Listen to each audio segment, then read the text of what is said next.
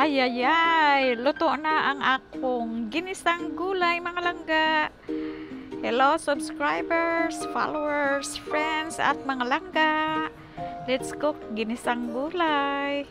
First, nakita nyo naman na pinapakuluan ko muna ang mga hiniwa kong karning baboy, and then itapon, and then ibalik ulit, and then pakuluan ulit para siguradong walang cholesterol. May cholesterol naman pero at least malinis na siya mga langga, kasi nakita mo yung unang kwan, maraming puti-puti kasi galing nga sa freezer yung karne ko.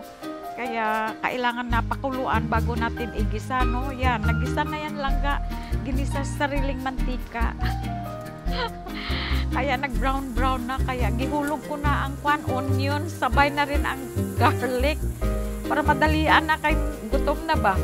Kaya ako lang naman ang magkain nito. Ang apam ko nakakain na. So, nag-crave lang naman ako ng gulay. So, meron pa naman ako dito.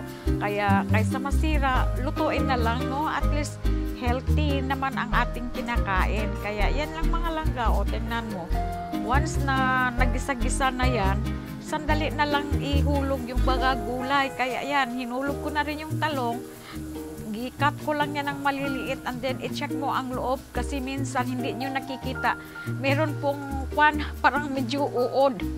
So, another protein yun pag hindi nyo nakuha. So, ganyan lang din ang pagkagawa ko sa sa ampalaya. Ihulog na rin sabay kasi madali lang din naman sila maluto, mga langga, no? Kasi gusto ko kasi sa sa ampalaya yung medyo siya crunchy.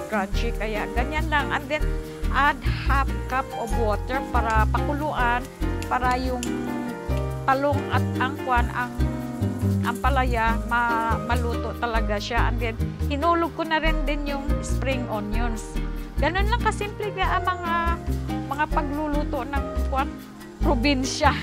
Kaya, pag marunong ka talaga magluto, diskarte lang nga. Ayan, gihulog ko na rin ang spinach kasi ang dami kong spinach kaysa makuha lang dito, malata. Kaya, iluto ko na, isabay ko na rin dyan. Kaya ito, dagdagan ko na rin ng medyo hanghang.